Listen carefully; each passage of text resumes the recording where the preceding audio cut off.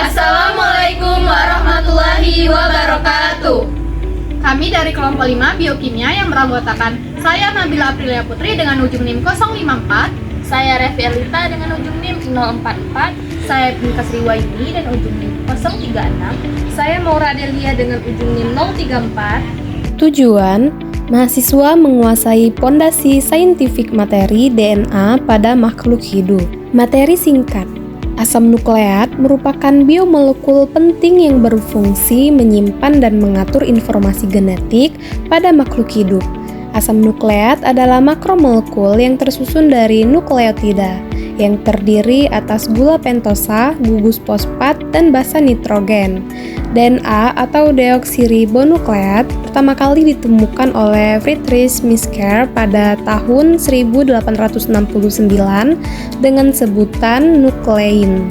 Kemudian dibuktikan sebagai bahan genetik oleh Avery pada tahun 1944.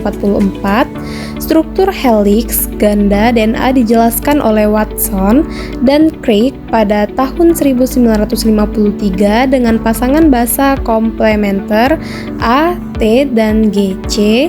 Selain DNA, terdapat RNA atau ribonukleat yang memiliki basa urasil atau U sebagai pengganti timin atau T dan berperan dalam sintesis protein. DNA sangat penting bagi makhluk hidup karena berfungsi sebagai penyimpan dan pembawa informasi genetik yang menentukan sifat serta mengatur sebagai proses kehidupan. DNA tersusun dari nukleotida yang terdiri atas gugus fosfat, gula pentosa, dan basa nitrogen atau adenin, timin, guanin, dan sitosin dengan struktur helix ganda yang stabil melalui pasangan basa AT dan GC.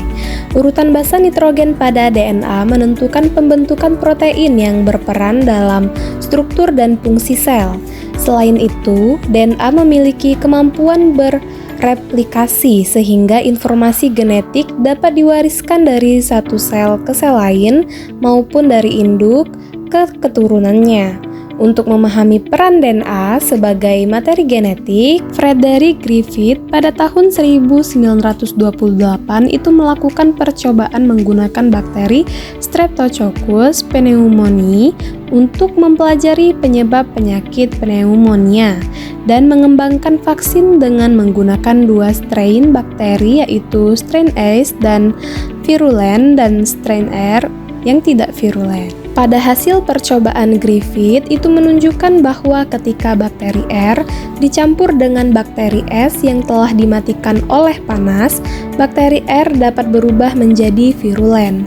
Hal ini itu menunjukkan adanya prinsip transformasi yang kemudian diketahui sebagai DNA yang membawa informasi genetik. Penelitian mengenai DNA kemudian dilanjutkan oleh Matthew Michelson dan Franklin Stahl pada tahun 1958 untuk membuktikan mekanisme replikasi DNA. Dalam percobaan tersebut tidak digunakan zat radioaktif, tetapi isotop nitrogen berat 15N dan nitrogen ringan itu 14N, karena nitrogen merupakan bagian dari basa nitrogen dalam DNA.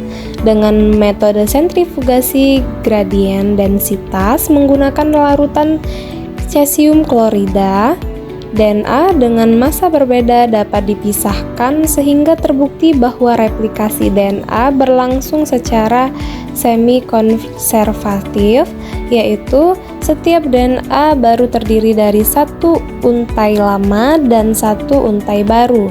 Pengetahuan tentang DNA juga memiliki banyak penerapan dalam kehidupan sehari-hari, seperti dalam bidang kesehatan untuk diagnosis penyakit genetik dalam forensik, untuk identifikasi pelaku melalui tes DNA, serta dalam bioteknologi dan pertanian untuk menghasilkan tanaman unggul yang lebih tahan terhadap hama dan penyakit.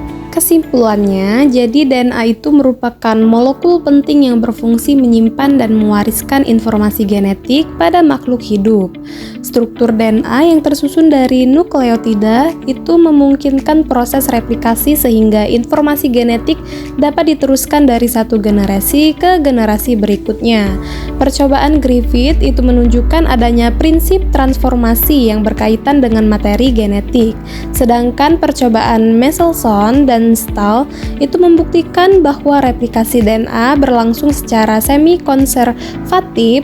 Pengetahuan tentang DNA itu memberikan banyak manfaat dalam kehidupan sehari-hari, seperti dalam bidang kesehatan, forensik, dan bioteknologi. Baiklah, itu saja penjelasan dari kelompok kami. Kami akhiri.